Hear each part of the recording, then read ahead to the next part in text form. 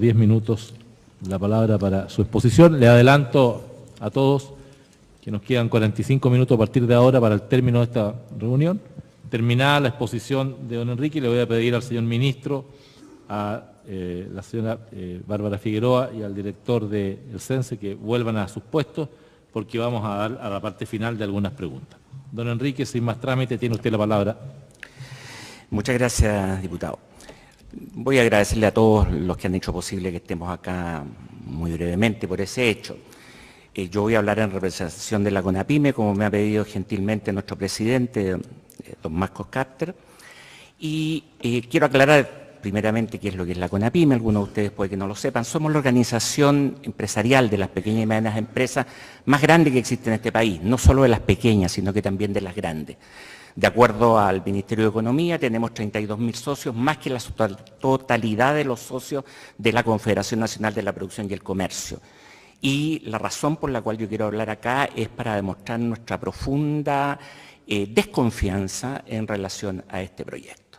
Son demasiados los puntos con los cuales discrepamos y en general voy a entregar una opinión que no es positiva.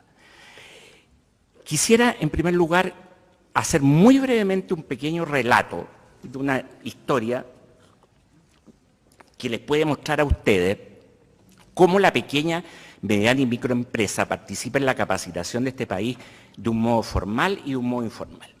Imagínense ustedes a don Juanito Pérez, niño de 16 años, de Quintetilcoco, madre soltera, 2 hermanas temporeras, una de las cuales lo lleva a trabajar a recolectar cereza. Lo hace muy bien, como no sabe mucho de la recolección, le piden que tome nota de los cajones, que amarre, que acompañe a comprar al patrón. Y resultado de eso, Juanito muestra que es responsable y que le gusta trabajar. Y el contratista, que está llevándose la fruta a San Antonio, le dice, Juanito, ¿por qué no te vas conmigo a San Antonio? Tengo un container que llevar allá, me lo tengo que llevar a Arica. 15 lucas diarias, más un bonito. Juanito sacó la cuenta, 500 lucas.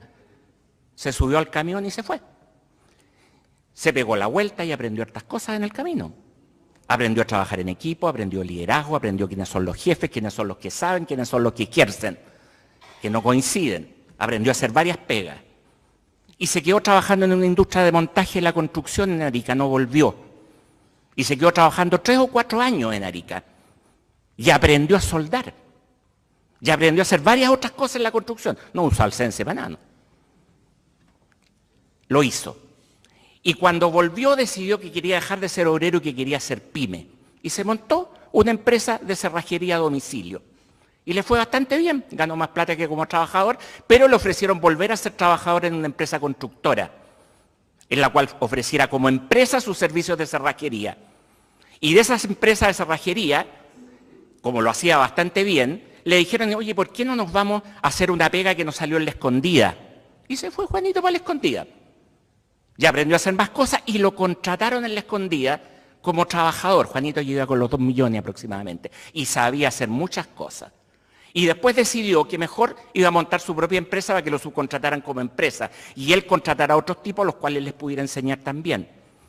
Y cuando Juanito jubiló, cuando completó 65 años y sabía que la AFP le iba a dar una miseria, se fue a hacer pyme para poder terminar su vida decentemente vendiendo todo lo que había aprendido. Y en esa formación de capital humano no participó el Estado. Y el Estado participó en otro sistema al lado que al parecer, según lo que nos dice todo el mundo, no funciona. Entonces la pregunta es, ¿por qué no funciona? Acá a mí me asombra de repente las coincidencias tan extrañas que se dan. Giorgio, que acaba de hablar, nos decía, mira, que hay que definir 2 o 3 sectores y adicionalmente, digamos, después de definir esos 2 o 3 sectores, bueno, puede que tengamos algún problema con las pymes, pues, pero bueno, algo hay que hacer, algo así creo que dijiste, Giorgio. Y Juan Manuel nos mostró cifras que son peores que las que yo pensaba dar, pues. Resulta que hoy día está el 1,5%, ¿no es cierto?, de las pymes que están capacitando. O sea, parece que las pymes no importan, pero le dan trabajo al 70% de la gente, si tomamos el empleo total, y a la mitad del empleo formal. Pero no importa, no importa. Si yo le hago caso a Giorgio, acá tendríamos que tener 3 personas sentadas en estos sillones. Ustedes se van todos porque están de más. Sentamos El Euromate sentamos a Andrónico Luxi, que sentamos a alguien de la familia Angelini, y definan con él las prioridades estratégicas. Perfectamente pueden salir ahí 3 prioridades estratégicas. Sí, ellos concentran el 90% del Producto Interno Bruto. ¿Cómo vamos a discutir de prioridades estratégicas si no conversamos con ellos? ¿Hay que hacer eso? Vámonos entonces. Y conversemos exclusivamente con ellos. Este es un sistema para las grandes empresas. Aquí no nos vamos a preocupar del 70%. Aquí preocupémonos del 1% de empresarios y sus necesidades. Punto. Ese es el país. Yo no estoy de acuerdo con eso. Claramente no estoy de acuerdo con eso. Creo que ese no es el país que yo quiero. Y creo que no es el país que la mayoría de los chilenos quieren. Queremos un país inclusivo y queremos que la capacitación, que uno de los elementos fundamentales en la formación de capital humano, tiene que ser para todos aquellos que quieran tenerla. Eso es un principio básico. Por lo tanto, el punto es ¿qué ha pasado con la capacitación que estamos en la situación que estamos hoy día?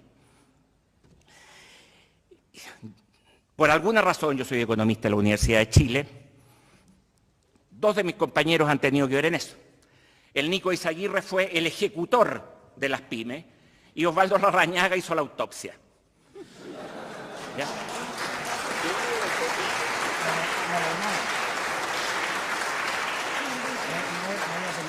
Entonces yo digo, ¿y por qué razón? 2 tipos inteligentes, yo fui compañero de ellos, no soy tan inteligente como ellos naturalmente, dicen o hacen lo que hacen. Les voy a explicar por qué. Se hace la ley de capacitación el 76, no pasa nada.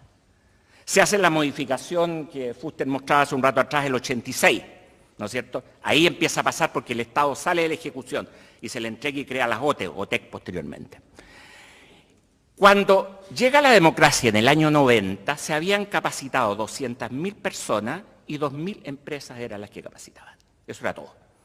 Muy poco, muy poco. Pero el sistema no estaba mal diseñado.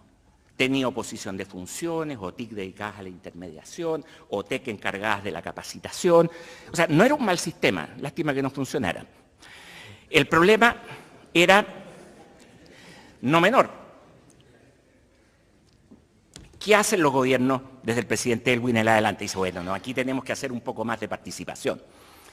Y eso significa que el sistema está mal operativamente. Tenemos que empezar a arreglarlo, ¿ya? Y lo empiezan a arreglar. Y empieza a aumentar el número de empresas y de personas que venían de la pequeña y mediana empresa y de la micro también, capacitándose.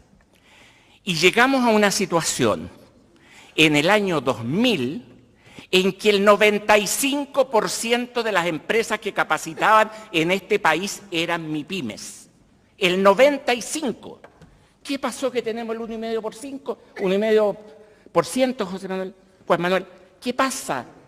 O sea, algo sucedió. Eso pasó, por eso digo que el Nico fue el que dejó correr la guillotina. Echaron a las pymes del sistema. Las echaron. ¿Cómo las echaron?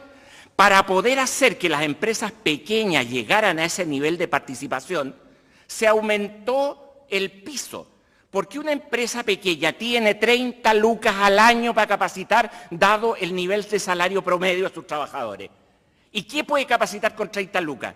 Les alcanza a pagar 4 coffee break de café Tolca con mortadela lisa, ¿ah? Y con suerte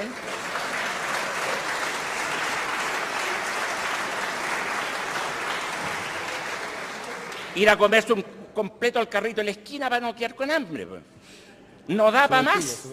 Entonces, la clave, y eso lo entendieron los gobiernos de la época, tenemos que aumentar el piso. 13 UTM es lo mínimo que una pyme tiene que tener derecho. Le dieron eso y las pymes ocuparon el 95% del sistema. El 95%. ¿Para qué hacer tanto diagnóstico? Eso es claro. La única manera de dedicarse a hacer más diagnóstico de qué es lo que le falta a la pyme es no querer que se metan para adentro. Pero esa es la realidad. Y cuando a las pymes les ponen, bueno, hablaban de crisis moral. Sí, es cierto. Pero yo hasta donde recuerdo, la crisis del sistema comenzó por una OTEC instalada al lado de una oficina distrital de un parlamentario. Siempre hay un culpable.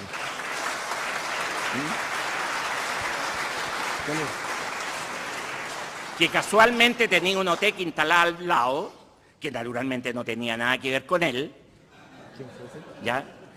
Que por casualidad algunos de ellos trabajaron en la campaña porque como coincidían ideológicamente tenían que ayudar al amigo, y que casualmente hacían cursos que no se hacían.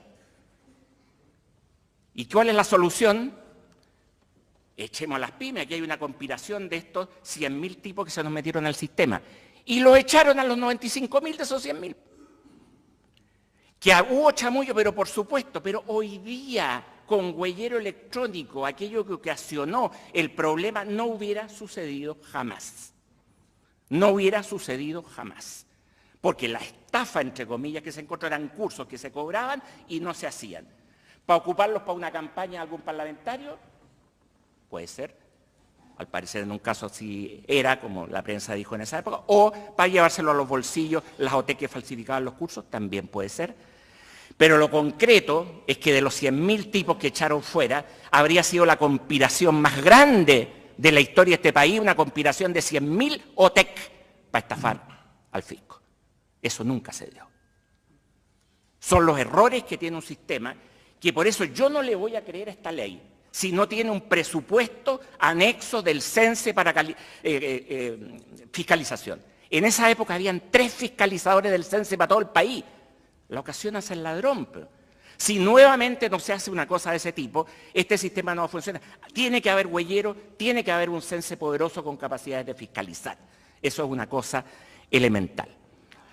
Entonces, en medio de ese escenario, en que se disminuye el piso, en que el CENSE no fiscaliza, y como no fiscaliza tiene desconfianza, o cuando fiscaliza lo hace mal, o cuando fija normas no las hace bien, o no las controla bien, estamos metidos en una situación muy compleja en la cual obviamente que hay captura. Porque cuando se fue la pyme, la plata no se fue por el alcantarillado. La plata se la llevaron 3 entidades que concentraron la totalidad del sistema y que tienen una práctica de integración vertical que cuando en 1976 José Piñera inventó este sistema no se le hubiera pasado por la mente. En la cual, al igual que un ISAPRE que contrata a las clínicas que le pertenecen, estas entidades contratan a las OTEC que le pertenecen, haciendo una competencia desleal con el resto de ustedes, OTEC, brutal.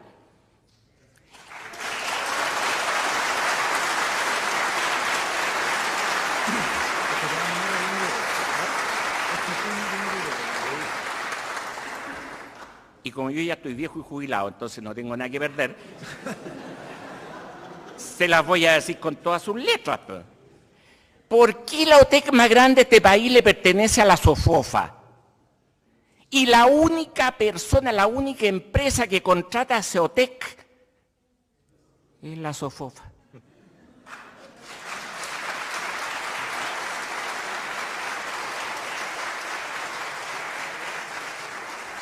La transferencia de recursos a la SOFOFA, a la Cámara de la Construcción y a otras OTEC de esa naturaleza equivale a decenas de millones de dólares que el sistema está filtrando y que no van en función del sistema. Pero ese tema, ¿cómo se aborda? Concentremos más todavía en las grandes empresas. ¿Cómo? Si este tema de la concentración de las grandes empresas, a través de las OTIC, a través de sus propias OTEC, ¿ya? A través de sus propias empresas, porque hoy día son 50 empresas de este país las que se llevan el 35% de la plata de capacitación. Entonces el circulito está cerrado. Las agarro por acá, las agarro por allá, las agarro por allá, y la pyme que se chupe el dedo, pues.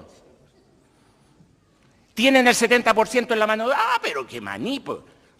Unos no, tenemos que discutir estratégicamente con los que importan. Los otros no, sabes que estos son irrelevantes. O sea, ¿hasta cuándo? Bro? ¿Hasta cuándo hacemos país a espaldas de la gente que vive en este país? De la gente que hace la capacitación, aunque el fisco no ponga nada, como en la historia que les cuento de Juanito. Como las empresas que quieren hacer capacitación, como las OTEC, que ponen lo mejor de sí, pero se mueven en un contexto oligopólico de competencia desleal, donde están condenadas al fracaso y a la quiebra, institucionalmente hablando, independientemente de lo bien que lo hagan.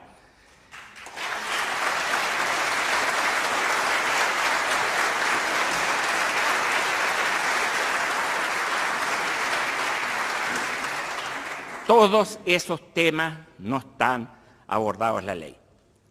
Nos conocemos con Juan Manuel, tengo la mejor de las impresiones de tus intenciones, pero tengo que decirte que no va por el camino correcto lo que ustedes están haciendo, no porque las intenciones sean malas, sino que porque los mecanismos que están utilizando, proponiendo, y los diagnósticos que están haciendo no coinciden con lo que se necesita realmente para enfrentar los problemas reales. ¿Cómo las pymes vamos a querer fondos especiales? Primero, cuando estamos hablando de 400 millones de dólares, ¿este fondo para la pyme va a ser de 200? ¿200, Juan Manuel? ¿O cuánto? Te apuesto que están pensando como de costumbre en 2 o 3 millones de dólares. Eso significa concentración por decreto. Y va a pasar, ministro, que va a pasar usted a la historia como el ministro que concentró la capacitación en Chile. Cosa que nosotros no esperábamos. Ministro Monque, la CONAPYME le agradeció a usted profundamente y no se nos ha olvidado, y tenemos un tremendo aprecio, porque cuando usted tomó su cargo, a las 8:30 del día que tomó su cargo, usted nos recibió y discutió con nosotros. Y no ha sido la única ocasión, pero no discutieron cuando teníamos que ver este tema de esta norma. Nosotros la conocimos hace 4 días. Entonces, hubiéramos agradecido más tener la posibilidad de participar en ese tipo de discusiones, porque seguramente estos puntos que estamos tocando habríamos tenido alguna respuesta, una respuesta que necesitamos. Hay la necesidad que los contenidos de la capacitación sean definidos de manera bipartita junto con los trabajadores. Es lo único que va a asegurar viabilidad a este sistema. De hecho, como Bárbara decía, lo que, ¿cómo es que se llama? Lo que está mostrando la situación de Chile Valora es que cuando eso se hace, estas cosas funcionan. En los problemas de empleabilidad quedan de alguna manera resueltos porque los trabajadores y los empresarios definen qué es lo que quieren, en qué quieren capacitar, cuáles son los perfiles de capacitación. Eso se ha hecho bien. ¿Por qué le bajamos el perfil a eso? ¿Por qué no se capacita en aquellas cosas que se han definido de esa manera? Y otro punto que es importante, y acuérdense por favor de la historia que les contaba Juanito, las fronteras entre los empresarios y los trabajadores en el mundo de la pyme son muy porosas. Y hay 1 millón de empresarios MIPYME que han tenido históricamente derecho a capacitarse porque son obreros, o sea, son trabajadores, se pagan un sueldo y tienen derecho al 1% como cualquier cosa. Hay un mundo de cosas por hacer en capacitación empresarial para los MIPYME, pero no nos hagan estos fondos. Discutimos, tú te recordarás, Bárbara, que estuvimos muy en desacuerdo en los temas, digamos, de la ley de reforma laboral sobre el tema del rol que jugaban las pymes, que ustedes nos miran tan negativamente y nosotros les decimos, oye, si pagamos sueldo a nivel de grande empresa y estamos en el suelo.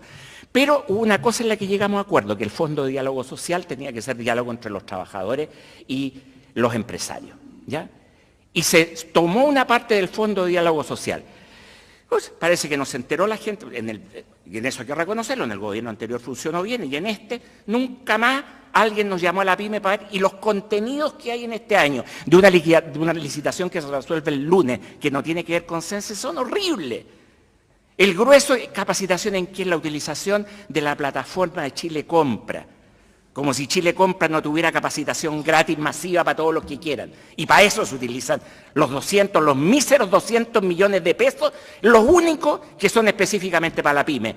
¿Podemos creer nosotros, Juan Manuel, que otro fondo va a hacer algo distinto cuando las mismas personas se van a hacer cargo del fondo, cuando la misma óptica, cuando además quedamos a merced de las necesidades presupuestarias del Ministerio de Hacienda de todos los años, que nunca son a favor de las pymes? Nunca. Esa es la situación que enfrentamos. Bien.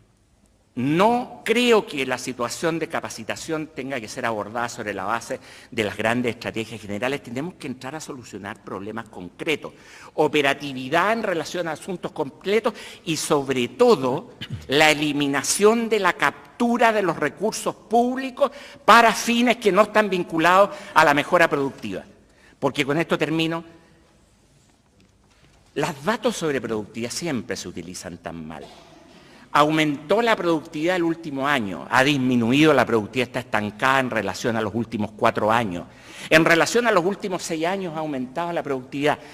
La productividad de este país, según los datos del Ministerio de Hacienda, es el 20% superior a la de 1960. 60. La época más oscura oscura de economía estatal antes de la reforma en que el mercado le introdujo una gran eficiencia, competitivización y globalización a la economía. 20 años, 20% superior a eso. Nosotros estamos viviendo como país comiéndonos el capital. Y la única manera de abordarlo es abordar en serio los problemas de capacitación. Si no lo hacemos, no vamos a tener país. No vamos a tener país. Y un país sin pyme no es un país. Esa es la clave que determina la diferencia entre si somos inclusivos, si somos populares, si somos democráticos y si tenemos futuro económico. Muchas gracias.